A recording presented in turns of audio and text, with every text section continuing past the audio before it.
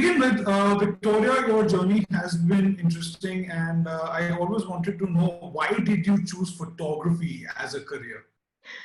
It's honestly the funniest story in the world, because whenever I'm asked this question, people expect me to, answer about my calling and, say that I always felt I'm supposed to be in arts. But in fact, it started so randomly. The I've had obviously dealt with cameras before, just for fun occasionally. I used to pick up one and take photos of my friends, but I never really thought of doing it as a profession till the time I have graduated from university, and I went on a trip with a couple of friends. And in that trip, I had a crush, a big crush on a guy. And that guy had a crush on a girl who was a photographer. So I was so jealous. I was like, listen, I can do that too. and once we were back from the trip, I picked up the camera just to prove to myself that, what, I can do it as good as she did. And honestly, the moment I picked up the camera, I kind of forgotten about the guy completely. and I just kept taking photos. And ironically enough, it started with self-portraits for me. I feel almost as if it's come full circle at the moment, because in lockdown now I'm back to what it all started from, photographing myself. And they were like, I felt quite uninspired by taking very normal kind of portraits, just having me in the frame or having my friends in the frame. So I tried to make something creative out of it, to add some ideas. So even my first initial self-portraits had some concepts behind them, and it slowly developed. And one other girl on the same trip exactly, she was working for a photo studio at the time as a manager, and she was searching for somebody because she was quitting and she had an opening. And at that time, I got so excited about photography already that I told her, listen, let me do that. I think I am very interested in this right now, so I might be a good replacement for you. And I got hired, and from then I just kept watching photographers on their shoots. They were kind enough to even answer my questions. Some of them actually helped me and tutored me. Like, whenever they will finish with their shoot, they will come and, I'll ask them questions. They'll show me things. So I got more and more interested in that and started picking up personal projects. And by then I got a snowball of clientele coming for portraits, creative work, and even weddings at some point. I even photographed weddings, which is again something that nobody really believes usually when I say that I was photographing weddings as well. And I had quite a huge bunch of clients at the time. But then I stopped after a point because I was planning to move abroad for an internship, and this abroad happened to be India. And my primary experience and expertise at the time was marketing and branding. So I couldn't really move to India as a photographer randomly because there was no opportunities. There are no internships as such in photography industry with companies in India. So I picked up an internship in marketing, and I moved to India as a marketing intern. And then again, at some point, I realized that I miss photography, and I started taking pictures again. And yeah, it just again snowballed, and now I am where I am.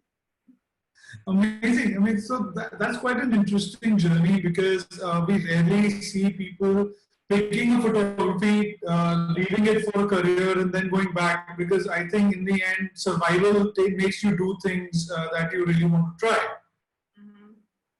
So coming back to what I wanted to ask you was, so we see such creativity coming out of your photography, and we will be showcasing that after we go through this intro of yours.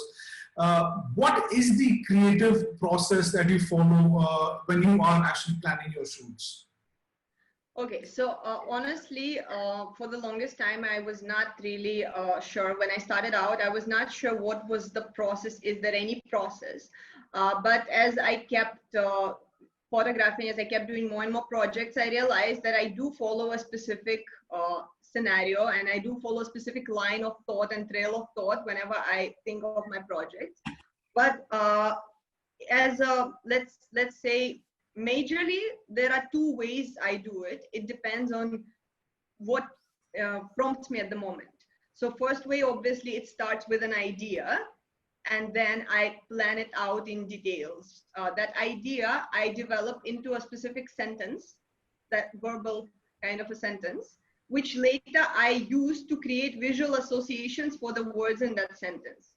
So it helps me structure my thoughts, and it helps me stimulate the area of the brain that is responsible for associations. Because when we think about the idea in a very vague manner, we don't focus enough on it to have a specific visuals pop up in our brain.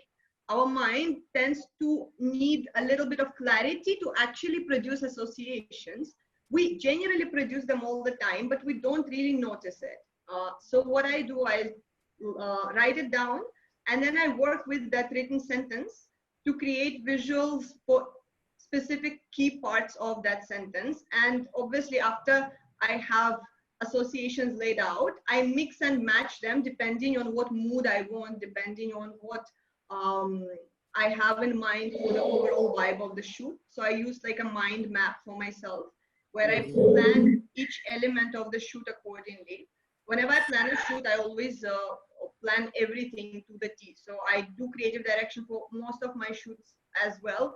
And even when there is a creative director, like for an editorial that I shot, there was a creative director, but then again, they have taken my inputs and suggestions, and we co-directed that together as well. Because I find it important for my work to be able to contribute to each element of the shoot. Like, it's not just colors, lighting, you know, the general settings that I plan. I try to plan as much in details as possible. And that's when the other parts of my team come in, like stylists, makeup artists, because I explain a brief to them. I give them as much detail and background on what we're shooting as possible. So because people who you work with, we tend to honestly underestimate the impact that they might bring. For them, primary thing is to understand what is it that you're trying to do. So instead of just sending them the mood board and saying, you know what, I want these colors, these are the outfits I want, I explain why I want these ones. Like, why is it that I want this vibe? Because let's say I have a shoot and I want a very flowy outfit because I'm planning for a dreamy setup. Instead of just telling my stylist to, can you please get me the flowy outfit? I say, listen, I'm going for a dreamy setup. So I was thinking flowy outfits is what I have in mind. Because then the stylist can also say, you know what can also work for the dreamy, you know, we can do this and this and this. They can actually contribute so much once they know the background of the idea. What is it that you're trying to convey through your shoot? But yeah, at the same time, you have to have a lot of clarity on the overall direction you're going to. Same with makeup, same with hair, same with models. I try to not just tell my model what I wanted to do in the frame or what I want them to do in the frame. I try to explain why I want them to do that. Because as much clarity as you can give to your team, as good a result you will get. But of course, I mean, if it's not teamwork, and if it's a very small shoot like what I'm doing right now at this point, where there is no team working with me, I'm obviously in the lockdown. So all of these things I'm taking care of myself, which is a great practice, by the way, photographers out there. I hope you're listening. If you really want to get a hang on creative direction of your shoots, you should start taking self-portraits, because you end up doing everything, like literally everything to the T there. And you get so much of insight on how many elements affect your frame in the end and what you should pay attention to. Amazing. That's quite interesting, because I've never actually heard anybody in the industry following so meticulously this process as a photographer. I mean, being a filmmaker, we have to do it. We have the pre-production process, and very few photographers I've met. And thank you for explaining that in detail. And nobody's actually ever done it before. Thank you so much. But there's always been a question that I wanted to ask you: is, even after trying so many things, why did you get stuck onto fashion only and nothing else? Why not? Why not product? And that too, I mean, I look at it as very creative fashion, and not only just your regular e-commerce or something like this. This is brilliant what you do. So why that? Honestly, fashion photography. So again, there is I feel a misconception about what fashion photography is, because fashion photography is not necessarily just limited to photographing the outfits pretty, what everybody tends to think. It's so much more vast. There are many directions of fashion photography that include all kind of creative and technical challenges as well. Some of the best fashion photographers in the world, their images look like work of art. So I Yeah. feel technically fashion photography in its very high level is one of the most challenging types of photography, because there are tons of factors you need to consider. And there is a lot of creativity that is demanded from you. Again, obviously, we're not talking about lookbooks or commercial fashion where it's pretty straightforward. We're talking more about luxury fashion, high fashion, um, art design, outfits that you photograph and work with. So there the demands of creativity and technical knowledge are much, much higher, which gives me a better challenge in my personal opinion. Another side to it is that I do sometimes venture in a little bit kind of side of not really fashion, but more product. Like one of the recent shoots I've done was for a designer who is designing lamps, and it was a creative shoot which was not technically a fashion shoot. So that was a creative product shoot which still featured human element to it, but the main focus was the product, which I also found interesting and challenging, because how do you show a product which is not really a cliched way of just photographing a lamp the way it is? How do you convey the emotion behind the product? So I do sometimes venture in other areas that are close by. For me, the key element is creativity. I require creativity to be a part of my work. I can't really do without it. So if there is no creativity in my brief, I find it very challenging to do it. And of course, I've done shoots that have less element of creativity. I also want to tell everybody here that, uh, a lot of work that you see put out by photographers is the work they want to put out. It doesn't mean that that's all they do. Like I don't think anybody has said it because everybody likes to keep their brand very, pure, and nobody talks about it. But I know some of even the biggest photographers who do shoots which are not really very artistic or creative also. Like they will do lookbooks, catalogs as well, and that's normal, because well, that's the bread and butter, in a way. You can't live off creativity only. Sometimes of course you will end up doing something just because there is a financial economical element to it. So yeah, it's not like I don't do any other work at all, but that is the work that I want to keep doing. As a rule, you try to showcase the work that you want to do more of. So that's pretty much it. So fashion for me, yes, is probably one of the most creative and complex types of photography. And well, I honestly have to say that of course I do like um, fashion design as well. I love a lot of beautiful outfits and very creative um, styling that's been produced. So that is also something I'm fascinated by. It's a pleasure for me to photograph that. I mean, beautiful elements, artistic. It's also a lot, it has a lot to do with the fact that fashion design is art as well. So you are an artist who's photographing art, which is, I find it beautiful. So that is so interesting, and the way you put it is so nice. On that, so there's a question that always comes to us, and we always ask this to our guests: is what is the importance of a portfolio, and how do you start approaching clients with it? Okay, so portfolio is one of the most important things for you to have. I don't necessarily mean as a document. It can be an online portfolio, however is comfortable for you to share it. But yes, of course, it's a crucial thing you have to have before you approach anyone or before you expect to be approached. So what tends to happen with clients is they don't assume what you do. They will only look at what you do. So if you don't have the work on your profile that displays what you want them to hire you for, they will not. They will go and find somebody who has that work on their profile or who has that work in their portfolio.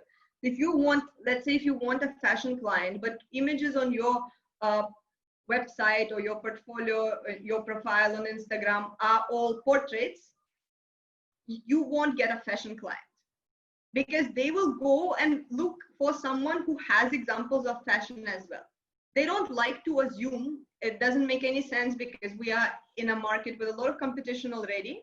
So you need to make it as easy for them as possible. That's why one of the key rules is whichever work you want to be doing more of, make sure it's highlighted the most across your channels and in your portfolio as well. That's when you get approached by the right audience too. Now, of course, not all of us can right away get the clients. Like, how do you put up the work that is fashion without having a fashion client, right? I mean, that can be a question as well. It's like the corporate companies who want people with experience, but are not ready to hire people who are newbies to give them the experience.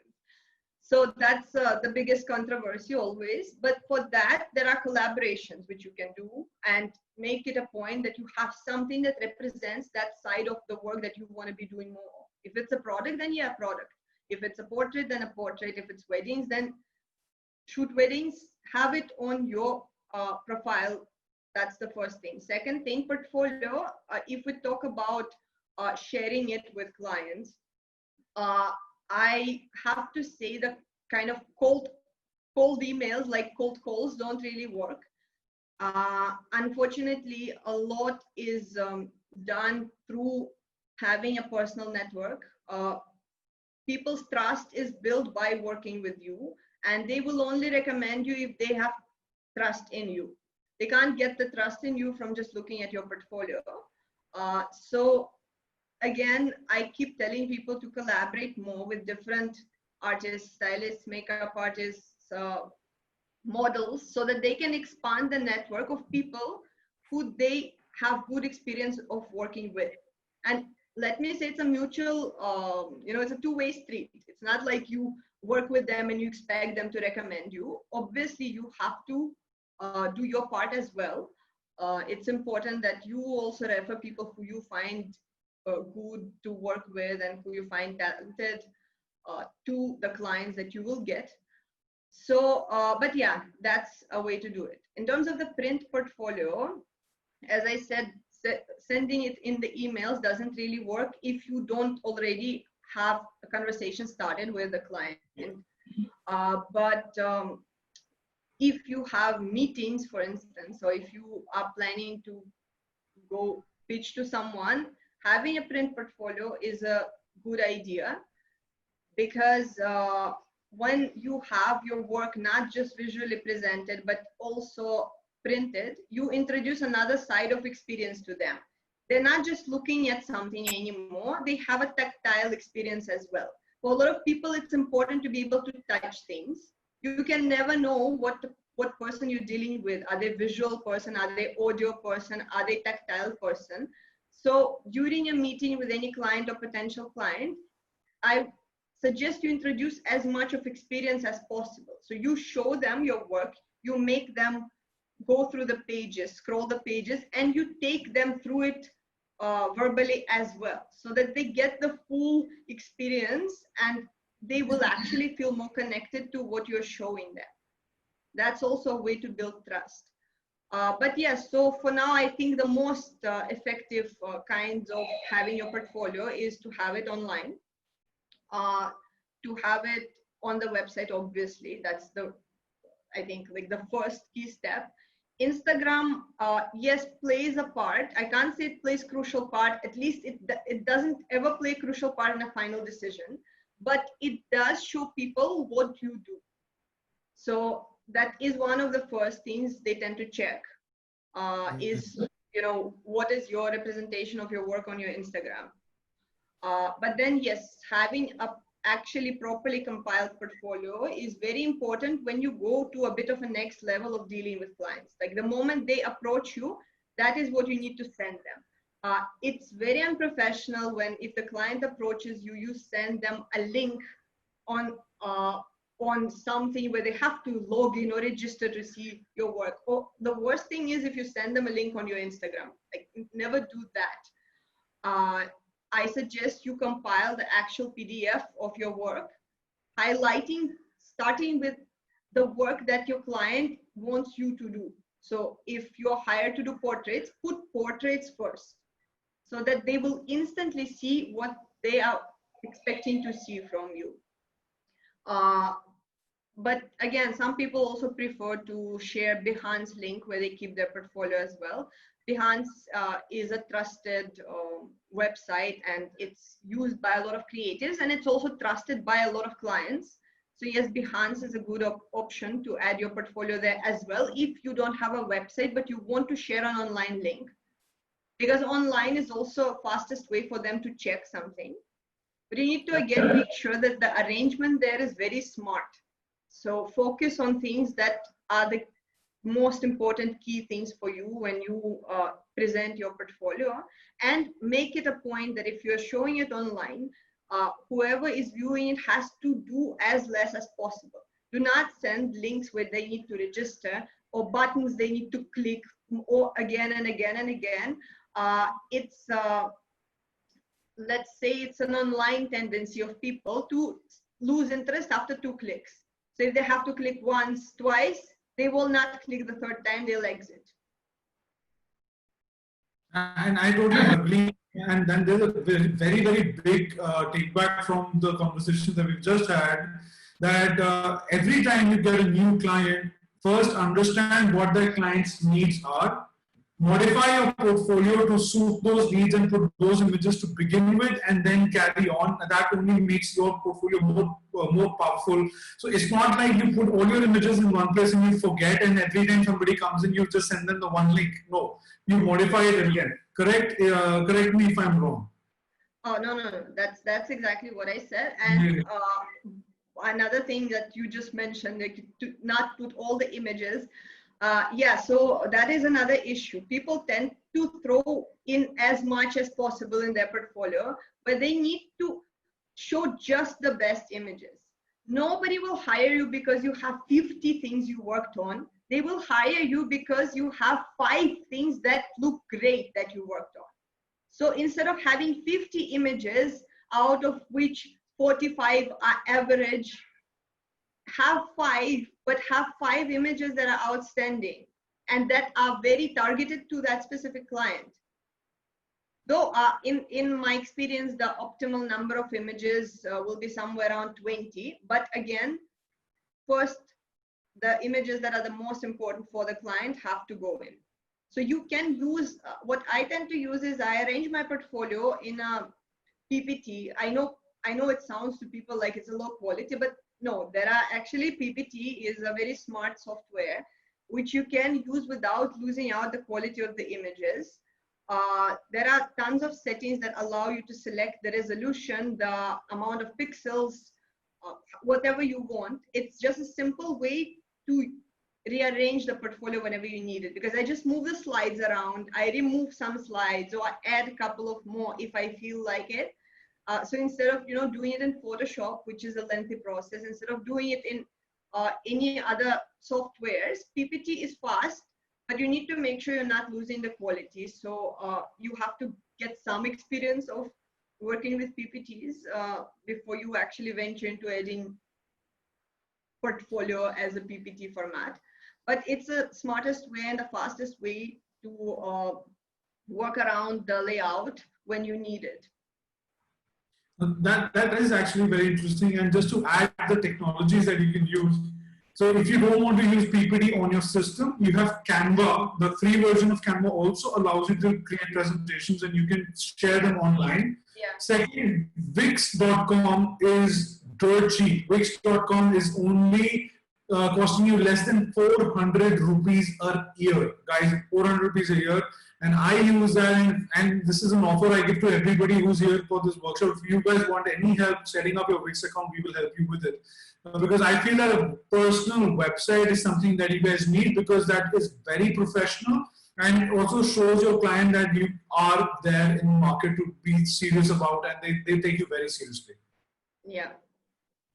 All right. So finally, before we move on to some of your interesting work, and I'm just dying to kind of showcase that, what are the tips you would want to give to somebody who's just starting off in the area of fashion photography, or has been doing for all kinds of photography, but wants to concentrate on fashion photography? So honestly, the first tip is understand fashion before you venture into it, please.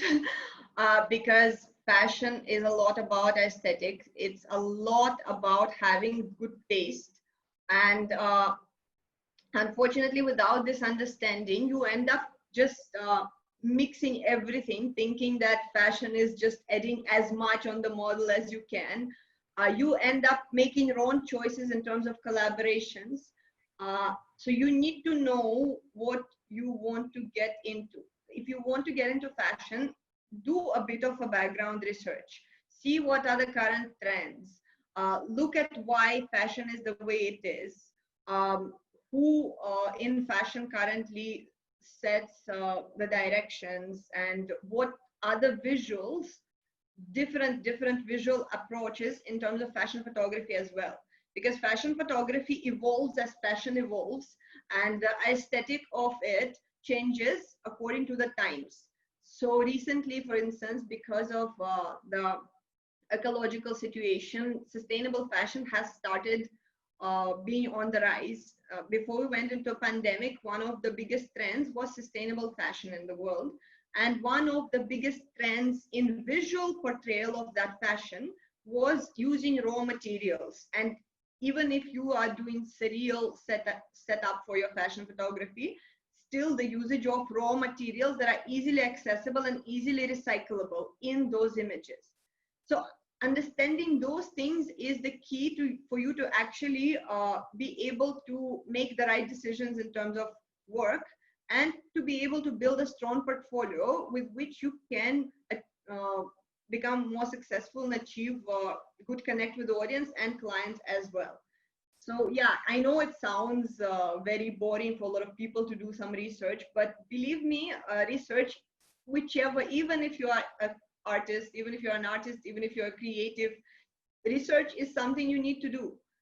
That's what differentiates people who achieve business success and people who remain having it as a hobby on the side. So, amazing. I mean, that is actually quite adding value to the whole process that people should be following, and I totally agree 100%. Thank you so much for sharing that. And I now come to, by the way, guys, before I go ahead, if you have any questions, please feel free to ask in the chat box. I will take them up. There have been questions that have already been answered. Then Purva and Rona, thank you so much for asking your questions and also giving recommendations. Like Ronak said, Adobe Portfolio is also a good option for having an online portfolio website or portfolio-like website. So then again, let's make this interactive. So ask as many questions as you want. There are no such thing as stupid questions. So don't worry about it. All of us are in the same boat. Maybe the person who's here in the conversation and might not be asking the same questions that you want to ask, so that would help them as well. So going ahead, I'm going to share my screen with all of you. 1 second. And some of these shots are so intriguing, and some of the shots are so mind-blowingly artistic, and they don't even look like photographs, they look like paintings. So please carry on, Victoria. Let's know more about that. Yeah, so this is just, let's say this is a starting slide that I tend to use as a representation of my work, because it pretty much conveys the overall perception of what my work is about. I do tend to prefer a bit of a scale and sense of grandeur in the imagery. So even if it's a portrait, I like it to have something in it that makes it look grand, adds drama. So drama is also another element to my work that I really love. At the same time, especially recently, I've been gravitating more towards the cleaner imagery, which will still have drama and the flow, but it will be overall much cleaner, and the frame will focus on the model specifically as the key element. So yeah, I mean, of course, the seriality part, a little bit of the flow is also an element that I use.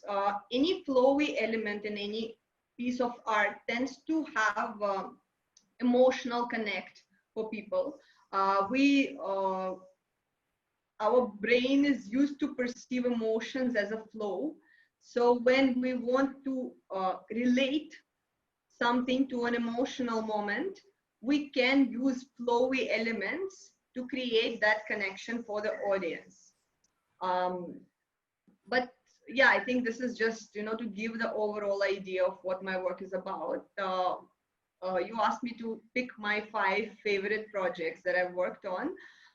I picked 5 personal projects because I feel that's the ultimate time for me to create just exactly the way I want, having no second thoughts, and not having to think about what will how will it, I don't know, affect the client that I'm working with, or how will it reflect on their brand or image. I get to do like purely what I want. Another part is that, honestly, when you said to pick 5 favorite projects, I do have a bit of tendency to judge my work way too harshly. So I can't say that there are 5 favorite projects of mine. My favorite project is always the one that I haven't shot yet.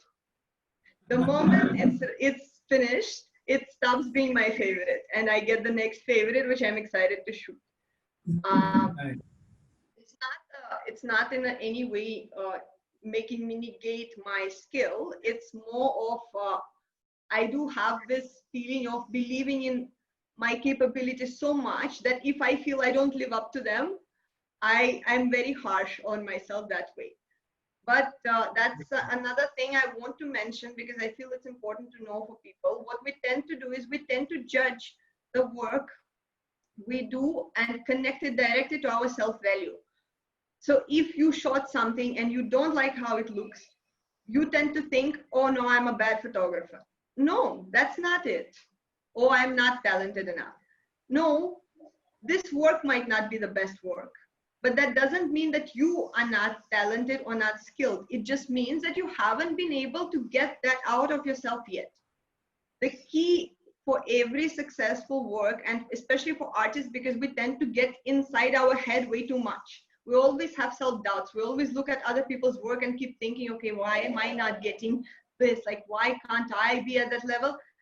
That's a consistent process in whichever industry you're in, that is creative industry. It will always happen. But the key element here is to be absolutely sure that you are awesome, that you are amazing, and you can do anything you want. And if you are not achieving the result you want, do not judge yourself. You can judge your image. You can say, you know what, this photo sucks, but I am still awesome. So what do I do to show how awesome I am, to make next photo not suck?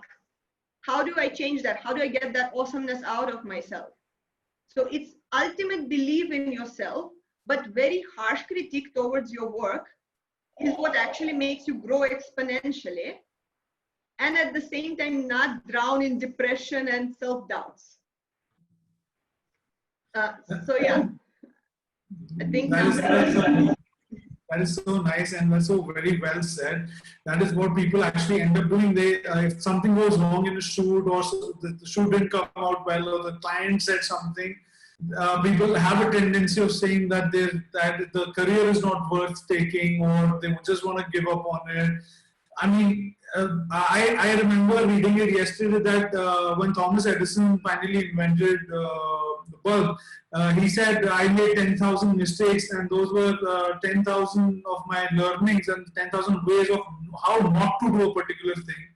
and that is what he said his learning from the process was, and that is the thing. If we make mistakes, those are our learnings. That was what I tell at Shoot Guru is learn from our mistakes, don't make them, start making your own, so that we together we can have more mistakes not to make and carry on.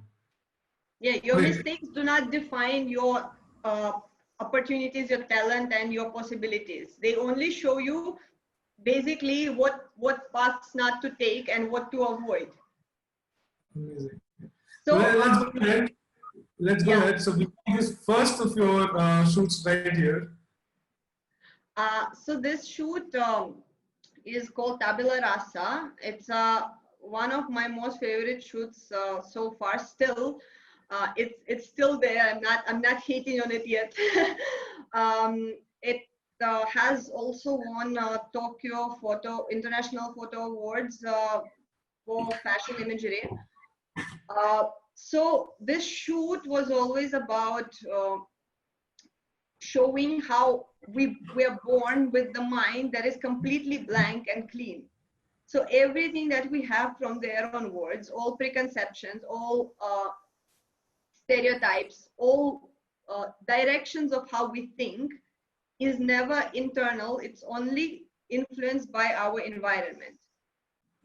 Not a single person, if we would have been born in complete isolation, would have had any of those things that we keep believing that are part of our own mind. So essentially mind is a clean slate, and then preconceptions and thoughts, stereotypes that start building over it. So I planned this project to go in a similar flow. We start with a cleaner, whiter outfits. I mean, this is not how I am showcasing it right now because I'm focusing more on my favorite images.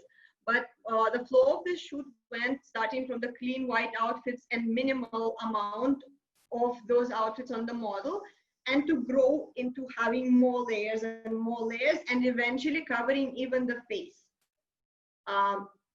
So obviously I collaborated with a stylist. This shoot was done in Russia last year when I went home for a couple of weeks, just for a holiday.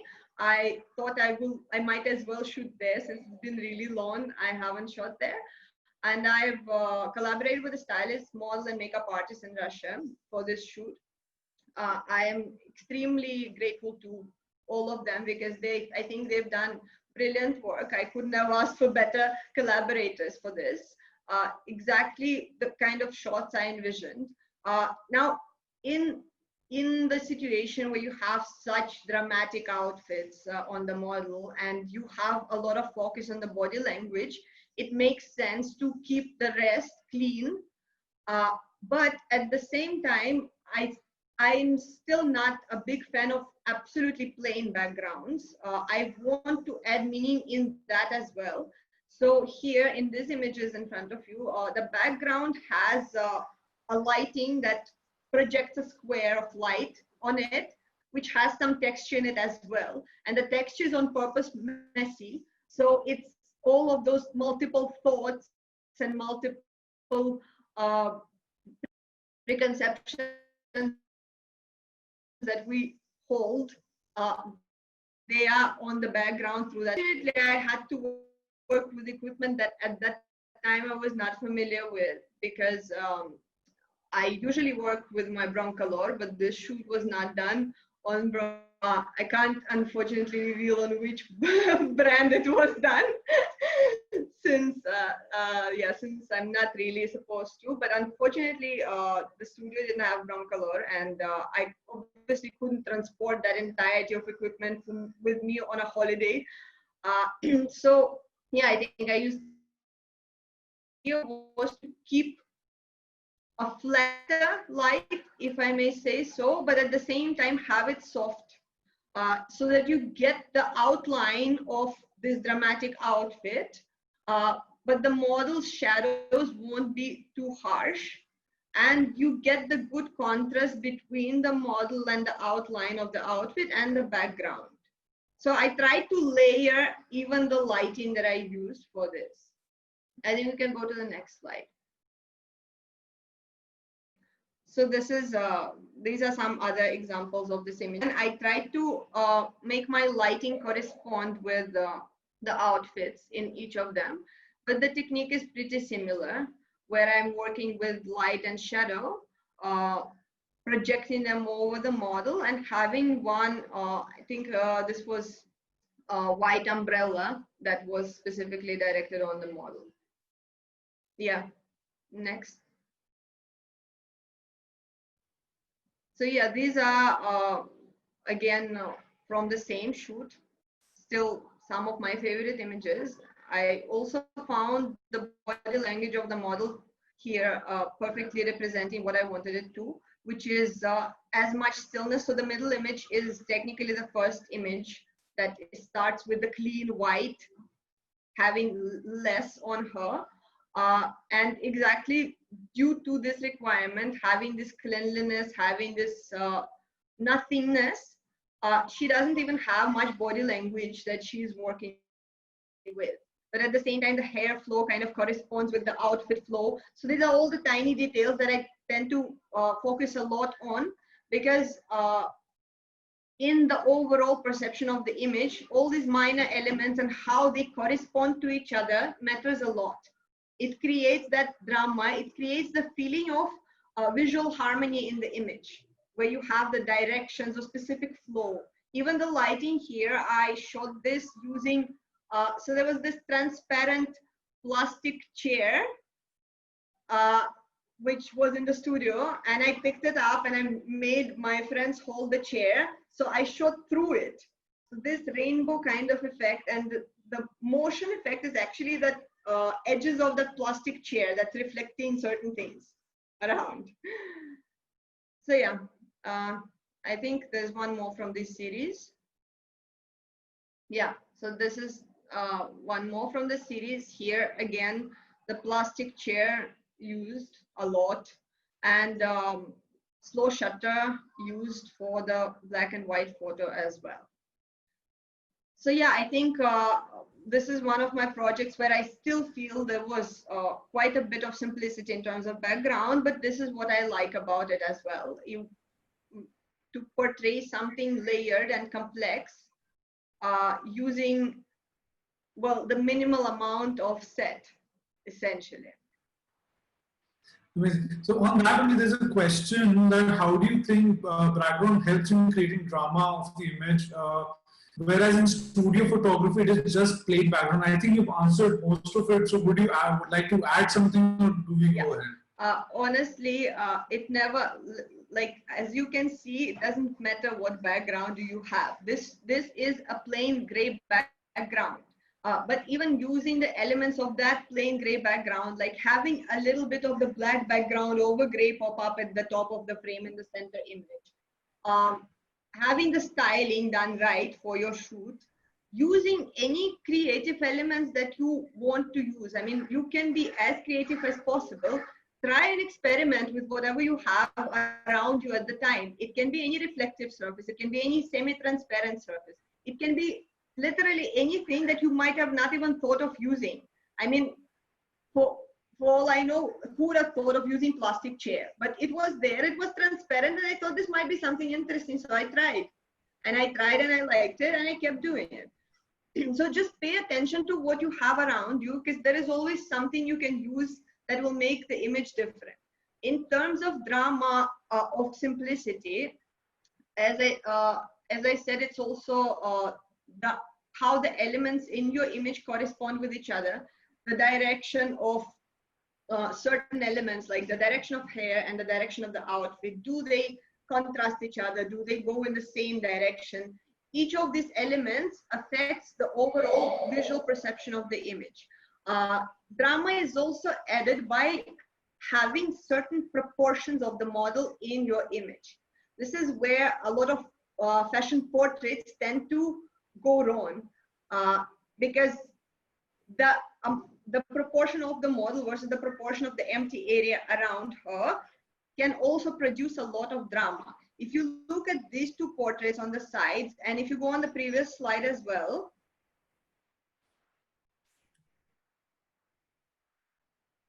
yeah, you see that there is a specific relation between the size of my model in the frame and the size of the empty area.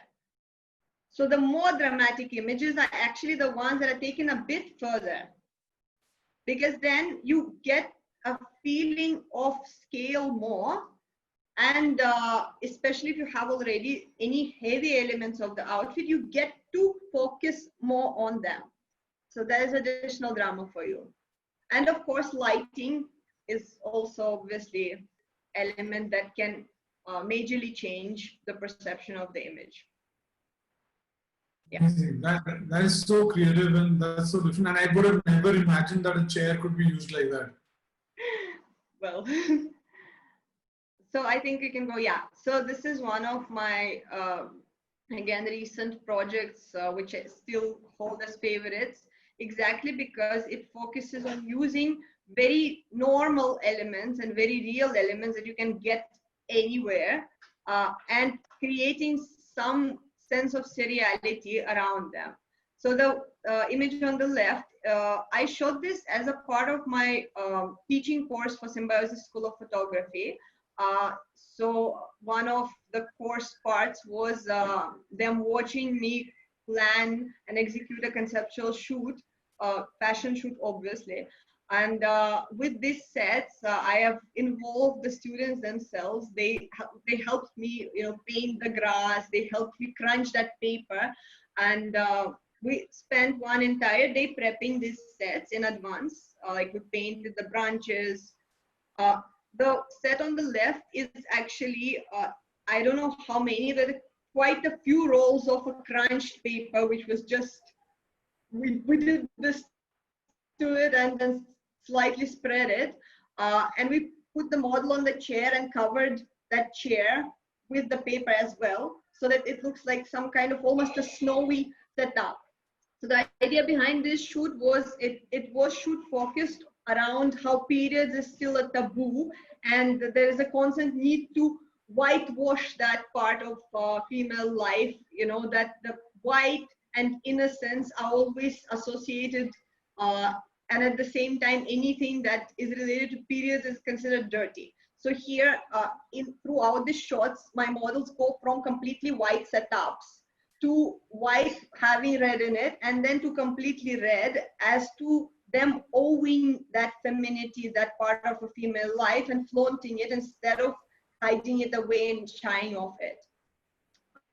So yes, again, focus here was on proportions of the model against the background. I wanted models to be a bit smaller, at the same time to have the set a bit larger, so that the sense of scale will be added. And also considering that I worked with white outfits a lot here, I wanted to keep it as clean as possible, so that nothing distracts. It's white on white on white. I think we can go to the next slide. So all these images are shot with a mixture of natural light and strobes. In most of the shots, I used either a giant softbox that was heavily diffused and far away from the model. Of course, a lot of bounce cards, because the direction of the light you can see with the most well-lit parts of the model is where the window was. So I picked a location that had large windows and white walls, and then I used very diffused light with a lot of bounce cards to make it a point that the shadows are still there, but they're soft, as to make the entire set more dreamy and not as highly contrasted as it could have been if I would have used strobes. I also wanted to go for natural feeling. That's why no shine on my models. Next. Can we go to the next slide? I'm already on the next slide. Yeah. So this is again usage of various elements as well as natural lighting with strobes.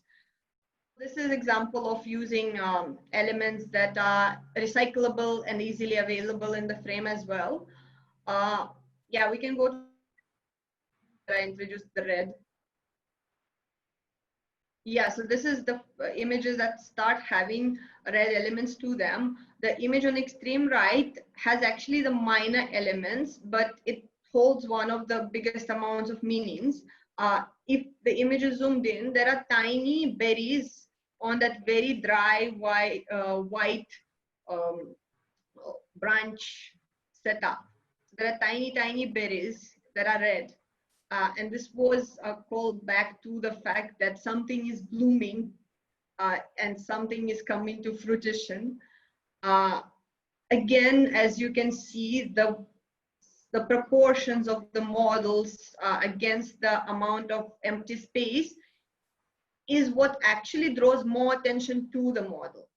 So this is a technique that is used by a lot of fashion photographers because even though it seems counterintuitive, like why won't more attention be the closer the model is to the frame? But did you ever try looking someone in the eyes if that person is this close to you? If you never tried, you go, I don't know, come to your mother or father, look them very close in and try to focus. You won't be able to. So the further away you will be able to go, the more focus they will come in actually. So it's the same with imagery. The more focus and highlight you want to add on your model, the further you can go. Because in the image that is in the center, you can see even though there is red flower right in the center, our eye still wanders all around the image because there are so many elements to it and the entire frame is filled. So it all depends on what you want everyone to do. Do you want them to focus attention on one part of the frame, or do you want their eye to wander around, constantly looking at everything as a whole? Depending on that goal, you can vary the framing and the proportion part to it. But yes, again, as I said, this is where I to the photographs, and I think we can go to the next one. Yeah, and this is the imagery that features all red set up. Of course, all of them are treated in a similar color toning. They all have tint to it, bluish tones, to maintain consistency through the imagery, even as I change the outfits. And yeah, I think this is pretty straightforward in terms of what you can see. Yeah, so this is my second favorite project. This is the third one. I do honestly, I think at this point, I'm very sure of it. I do tend to love the most working with nature and with mixing natural light and strobes. I am not such a fan of the lighting that is very harsh or very crisp or very beauty like. I don't like the effect of having the images lit by a strobe seen in the images. I prefer it more subtle. So here I again used a mix of natural light and strobes, even though it's not visible. So the whole idea was to make it not visible, but to provide that additional support for the image. Because in a lot of them, my model is standing either against the light or the light is somewhere which still keeps the face in the dark. So my strobe was kind of compensating for that. Again, diffused a lot and on minimal intensity so that the effect will be softened out. As well as obviously I had my ISO a bit higher than you usually do in the studio to make sure that the strobe effect is as subtle as possible and natural light also comes through properly. Again, I think the compilation that I did in terms of my favorite projects has a lot of commonalities, even in the framing. I do like the specific proportions of my frame, and I tend to go for that. I do like the flow, and I do like the subtle softness. So yes, I think you can see all of them in this imagery. Idea was to show the contrast of very rough stone texture with very flowy outfits, with softness of the model and softness in a way of the sky. This project was about searching for oneself and what you go through from aimless wandering to having some direction to finding your destination. That's why it's in nature, and that's why the stony rough texture with the sky, as to one to symbolize the hardships, another one to symbolize some hope to look forward to. We can go to the next image. Yeah, so these are also from the same shoot, same project, that we see more stones in these frames, a bit more harshness. And I went as far as to actually make that kite, that fluffy kite. I handmade that one for the shoot. There was one image where she's throwing that kite as well, which I didn't include here because it turned out not to be one of my favorites. But I still had this idea in my head so prominent that I felt, okay, I want a kite. But I didn't want a plain kite with all this just plain colored paper. It wasn't really going with what I had in mind. So I bought this feathers. I think, this packs of feathers in some small market. I got them. I don't know how many packets I got because like it's a lot. And I hand glued them all to the kite that I got from else in the market to make it a point that the kite is in a similar color that the model's outfit will be. And there is some cohesiveness in terms of the delivery that's coming through. Again, important factor for me always on the shoots is body language of my model. That's why some images will not make the cut eventually, and some images will be shot for like half an hour at a stretch. I am pretty demanding when it comes to my model's body language. I'm not in a harsh way, but essentially I won't let anybody go till the time I get the shot. So she'll be lying in the heat, sweating buckets, probably cursing me in her head. I'll be very nice and sweet, but she won't move anywhere till the time I get what I need from her. No, but I am quite lucky, I think, in terms of the models I work with. They have all been very professional and very good with their body language. But if you are venturing in fashion photography, part that you need to consider very heavily and that you need to think of a lot as to learning how to direct your models and their body language, because you won't necessarily always have a model who is extremely professional and experienced. When you get models who are experienced and professional, you sometimes don't even need to direct them because they know everything they need to do in the frame. So if they know what the shoot is about, they will give you the poses accordingly. You might just say a couple of words to them in terms of, I want the mood that has more attitude, or I want a bit of sharper edges in your poses, and then they will do the rest. But if you have somebody who might not be that experienced, they can be great, but they might not have enough experience of navigating their body language. You will need to give them a lot of direction in terms of how you want the pose to be, how it needs to look, and how it needs to feel. So understanding of how the poses that you expect in your body, where the tension goes, like even if you are asking them to roll their back, when you roll the back, there are at least 10 ways to roll your back. There is a back roll where you have the neck tension. There is a back roll where you have the back tension. There is a back roll where you have the shoulder tension. Each of them will look different in your frame because the tension is distributed differently. And how you direct that, how you explain which one you need and want, is also part of your job as a photographer. So yeah, you need to learn that and get to understand the body language. That is such interesting tips that we're getting, and plus very creative shots to actually look at. Thank you. So yeah, as I said again, I think it's coming through the fact that I do love working with nature. And this shoot is probably one of the most special shoots for me, honestly, for absolutely personal reason. I do love this shoot, and I love the location, but I think the overall vibe I got after I even edited images was something that made me very nostalgic of my childhood and my country house and where I grew up. And now every time I look at these images, I feel those emotions over and over again. So this remains probably one of the biggest personally connecting shoots for me. Like, it has the biggest personal value for me in terms of what it makes me feel. And that's why it always remains in number of my favorites. But then, of course, some elements like drama, flowy outfits with a bit of frilly texture, and even the dragonfly. There are tons of dragonflies in this image. They're all real dragonflies. It's not Photoshop. When we arrived at the location, it was, I think, 9 a.m. And that time, nothing was happening.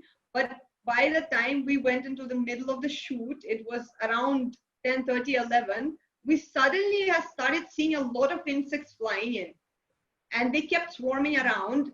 And we discovered that there were dragonflies. They were all dragonflies. And they kept coming in all my frames. All my frames from that specific time were filled with giant dragonflies. And they obviously roam around haphazardly, so they can come even this close. One of my frames, the dragonfly came so close to the lens that it actually took up like some 30% of my image. But yeah, it was fun because of that. Like, even the nature wanted to add some drama to the shots. Nice, very cool. Yeah, we can go to the next slide. So yeah, it's still from the same shoot.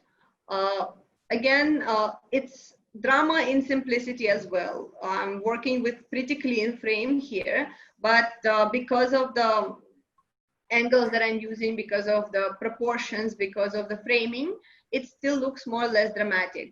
I tend to have my own preference in lenses, which is 35mm Sigma and Sigma 12-24. These are the lenses that I work with constantly and consistently, especially for the dramatic shots.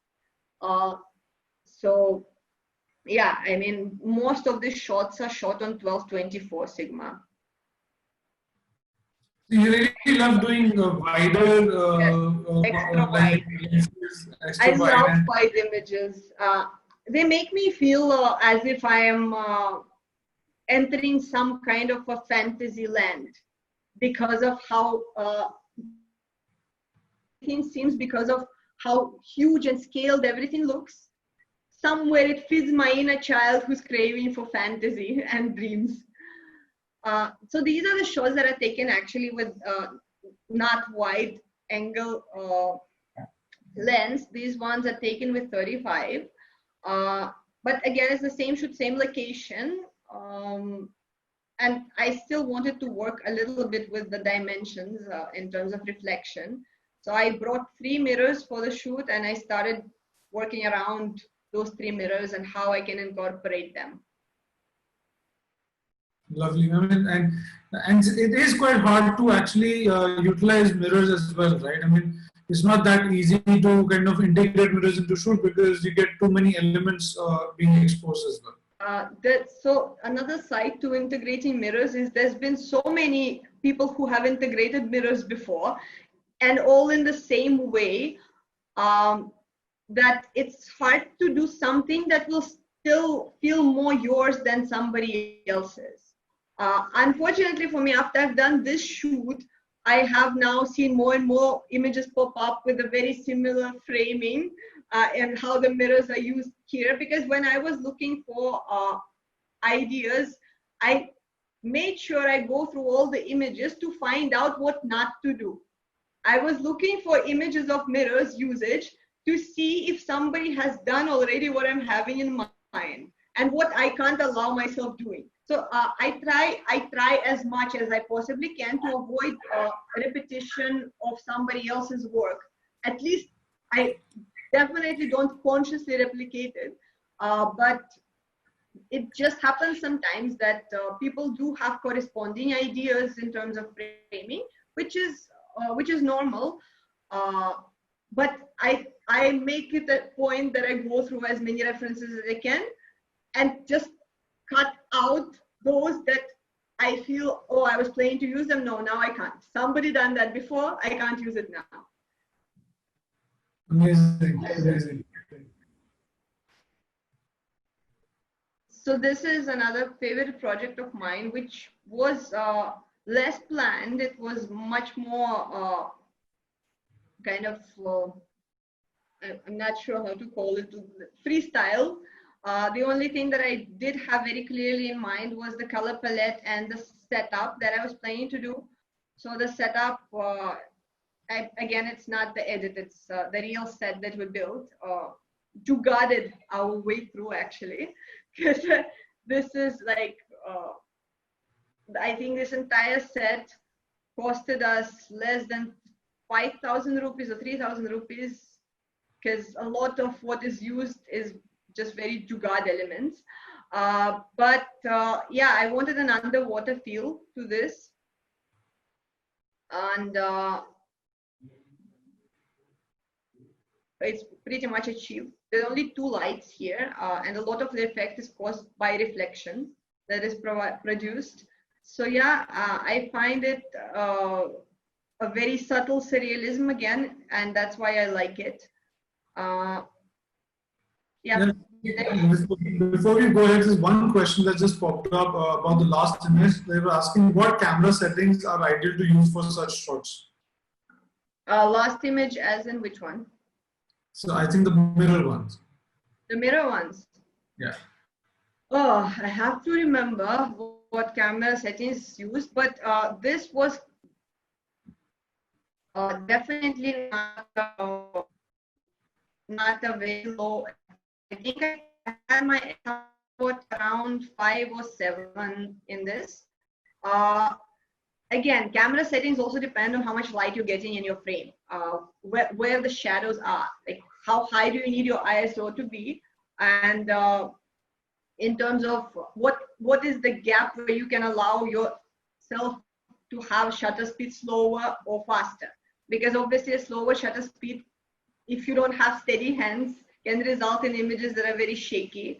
But I think the settings here were somewhat around, one second, I can actually check right now. I don't remember exactly, and I can't tell you that, you know, you have to have a specific settings for such shots. The idea is that my model had to be sharp and clear in the frame, including the details. So you can see when in the reflection, you get the details very precisely, like the tiny elements of grass. So obviously, if you want the details, then you have to make sure your F is high enough to get the details. On the other hand, when you work with grass, there is also a different aesthetics where the grass looks super soft and has more depth.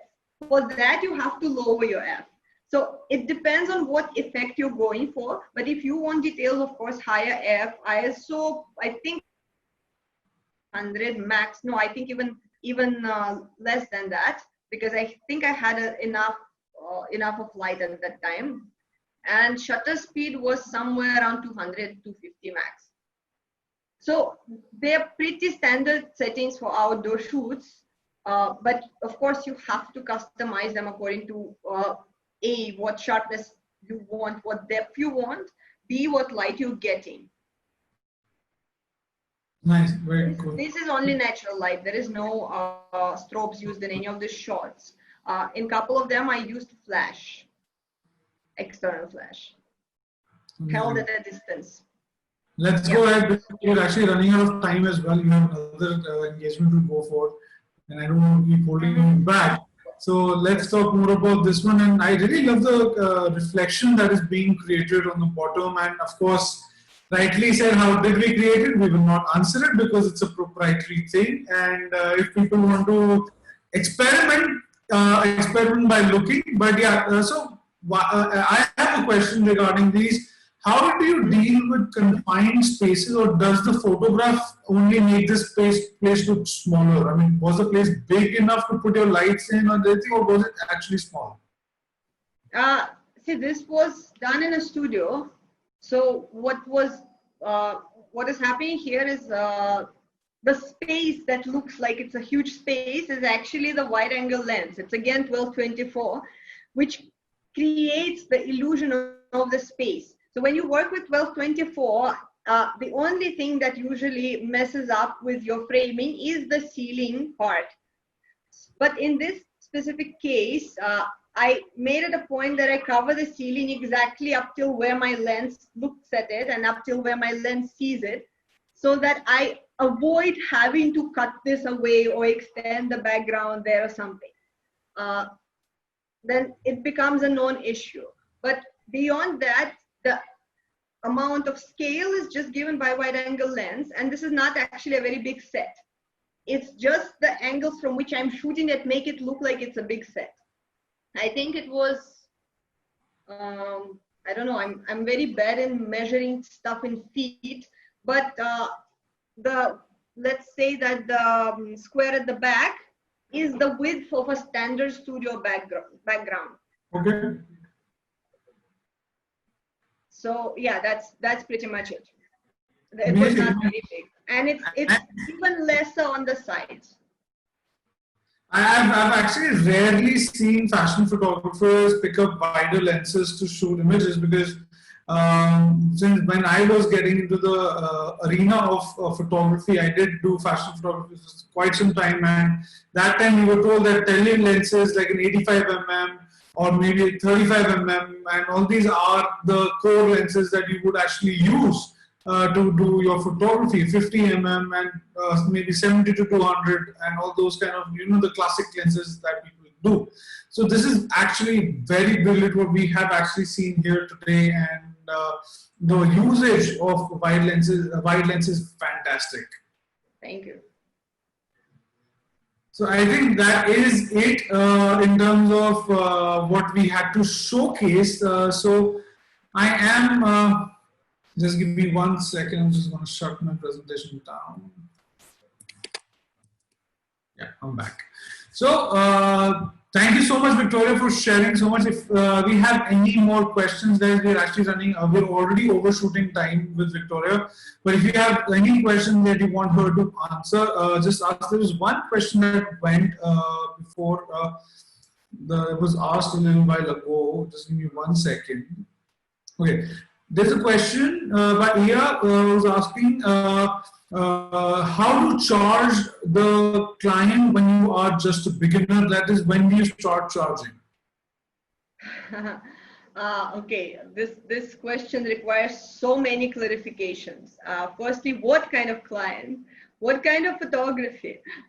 Is it a retainer? Is it a one-time project? What is the number of images? So how you charge client depends on these many factors. Firstly, it depends on what industry client is coming from. Secondly, it depends on what is the shoot about. Is it an e-commerce? Is it a lookbook? Or is it a, I don't know, portrait series? Each of them has to be obviously charged differently. Secondly, what I suggest you have is you have your base price, which is the minimum that you allow yourself to get. If you're just a beginner, have a minimum, but a decent minimum. I don't mean charge 0 or charge 1,000. No, I mean decide what is for you the personal minimum that you agree on, and then charge them 40% more than that. Because anyway, it happens that your price will be negotiated down, but you will end up with an amount that is still above your minimum. That's what you want to achieve. I can't tell you that there is a specific industry standard for any shoot pricing, honestly, not at all. Everybody charges according to their own whim, and a lot of photographers refuse to share, even with other photographers privately, how much they charge. So you don't get to know that, because clients also refuse to say how much they paid.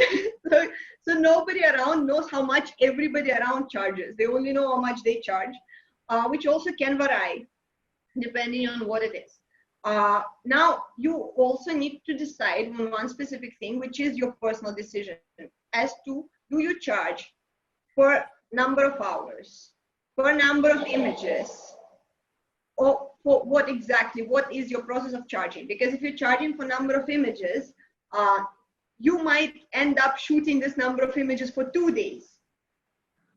instead of doing it for 1 day. That is you wasting 2 days. But then if you're charging for a number of days, you might have a shoot of 2 days, but only have 10 images, which client won't feel is fair to them, for example.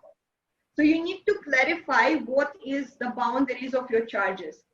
Let's say you charge an amount for this many hours of the shoot, and this will be the maximum amount of images.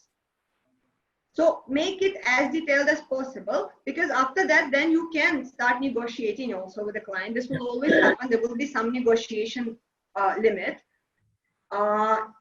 E-commerce charges depend heavily, because I think I see that it's e-commerce, the question I see it in the chat. Yeah, one-time client. One-time client, why I'm asking if it's one-time client, if it's a retainer. If it's a retainer, then you need to have a contract that will legally bind you to them for some specific amount of time. Because what clients, the first-time clients who you don't have a relationship with can do sometimes, they can sell you on a smaller price, saying, you know what, you work with us now for this price, we'll pay you more next time. Whereas are they signing anything that says that they will hire you next time? Because what they can do later is, even if they like the images, they can say, no, we don't like them, we can't hire you next time. So you would have sold yourself short for promise of nothing. So with clients who you haven't had any personal relationship with, so you're dealing with them first time, you just need to be cautious of not listening to this kind of promises, or to make it a point that you clarify that very politely and nicely, that see, I would be glad to continue to keep working with you, but there is a certain minimal amount that I would require, and you know, we can actually discuss me dropping my charges when we work next time. Nice. So you basically pull on them what they're trying to pull on you, because if you know that they will keep working with you, you can give them a better deal. There's no harm in that. That's something that you can easily do if you feel comfortable with it, to have a specific deal for the specific clients who you keep working with on a constant basis. But you can have that on the second shoot, not on the first, when you're absolutely sure you're working with them again. So in terms of e-commerce, if I want to say, I want to say it's charged for a number of images, but honestly, it's not really. It also depends on whether you're going to have anyone else edit your images or no. Because the edit of e-commerce can, let's say if you have 100 photos for e-commerce that you have shot, the retouching of those can run out up to like 30,000-40,000 if you have another retoucher, which is this much you'll be losing from what you're gonna get monetarily. Yeah. Which is something you need to consider in terms of pricing. So you need to know who's retouching. Are they retouching themselves if they have a retoucher, or are you retouching yourself, or are you hiring someone to retouch? If you can retouch yourself, then yeah, you can you know, include that in your pricing, that you will be retouching the images, but it will be a whole load on yourself, because if it's 100 images, it's a lot of retouching, which is a very meticulous and at the same time pretty boring retouching that you have to do. But baseline depends still on how much work you will have to do. If it's 100 images, then I would really not recommend going too low. I won't tell you exactly how much you should charge, because as I said, everybody charges differently. I don't want to take such responsibility to tell you to charge this much, because I'm not really shooting e-commerce that often, if I'm being honest. But e-commerce pricing, let's say you will take 100 images and 1 day of a shoot, it should at least be able to cover your retouch costs with profit for you. Let's just say it like that, since I've already revealed your retouch, approximate retouch. That's as much as I can say. So now that is interesting. That actually does give us a scope of calculation. And one last question that we have to take, and that is going to be our last question, is how do you think so creatively? Where does your thought process come? And the image that even I wanted to talk about, and that wasn't there part of your presentation, is this right here. I'm just going to share that. Is a shoot called that you have called Metamorphosis. Mm-hmm. 1 second, I'm just going to take that image out. And let's showcase this. Yep, I hope everybody can see that. Okay, yeah. So this is interesting. This is something different. So how do you actually get that creative process? How do you actually build your creative side? Because technical side you can learn, but what about creativity? So honestly, at this point, I have quite literally written an entire book about this, which will be available this year. But essentially, as I said, my process can be pretty structurized. Now, when you structure your process, you still have to have some kind of the initial idea that you're getting from somewhere. But what I tend to do, I tend to exercise my creative muscle a lot, quite literally.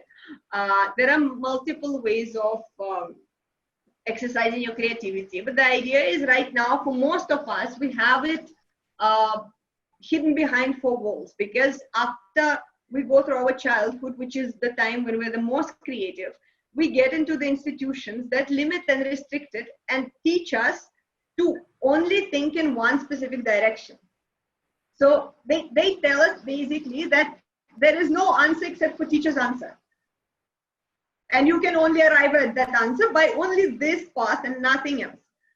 All of that obviously takes a toll on how creative we become as adults. We are afraid of being creative, very afraid, because we're afraid that people will think our work is weird, or that it's bad, or that we will look like idiots. And this fear is exactly what drives the creativity out of us. To be creative, you have to not be afraid to just be yourself and think the way you think, feel the way you feel. In terms of specific inspiration points, there are many. My main focus always is around associative thinking and metaphors. So even as a child, I used to love metaphors and I used to play around with them. You know, we have a lot of metaphors going around in any language which you pick, whether it's English, Russian, Hindi, any language, you have those expressions that are very metaphoric, like butterflies in my stomach, for example. So if you start thinking of how those visuals can work, it's a way to practice your creativity. Think of what you say when you are trying to explain something in different ways. Hear what you are yourself already expressing. Most of the times when we try to explain things to people, we end up giving away a lot of visuals just in that conversation. So like how my the class I do on creativity, which is a free session, by the way. I have a free session on creativity that I keep doing occasionally. There I take you through the associative thinking and forming visual examples from those specific associations. How it works is, I'm just going to give you an example right now. Let's say I want to explain the word consciousness. Like I have an idea that I want to shoot photograph that represents consciousness. How do I do that? I first explain what consciousness is to myself and write it down. It's a state of mind that is open and self-aware, for example. Now, each of these elements, I give visuals to. For example, what opens the door, the lock, the window, what is, when are we self-aware? When I think of self-aware, what visual pops up? For me, it's the mirror.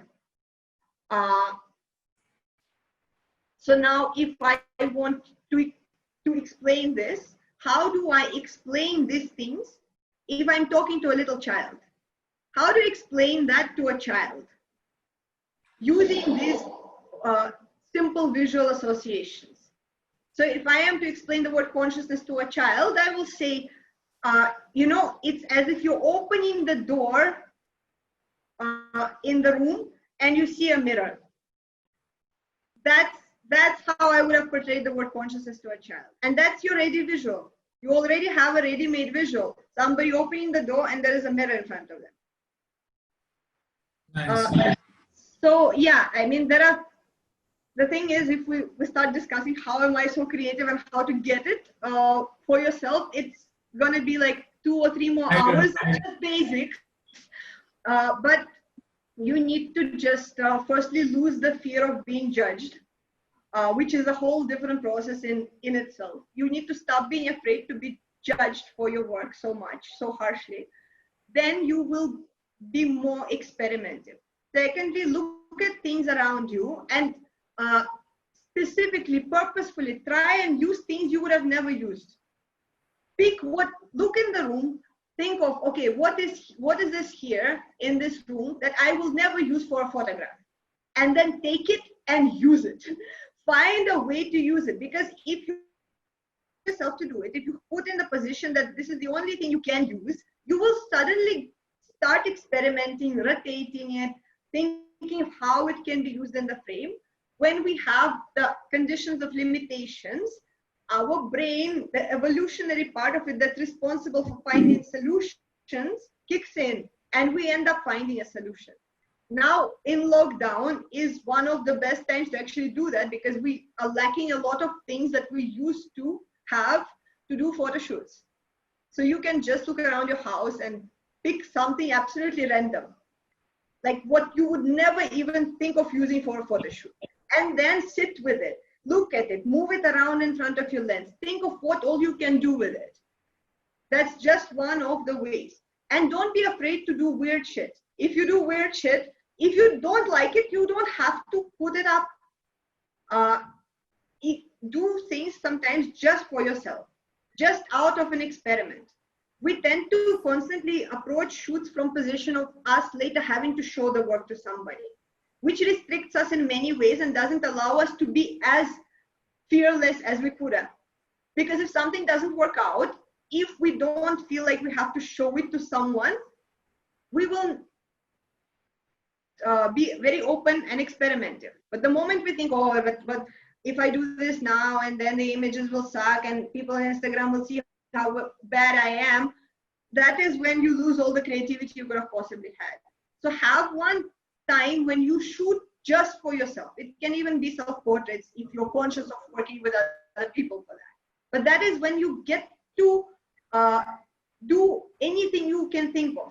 And if it doesn't work out, that's no problem. You tried. You learned something still. And I'm sure there will be at least one thing that will work out on that shoot, something new that you will discover for yourself. Amazing. Yeah, you need to shut me up, otherwise I'll go on.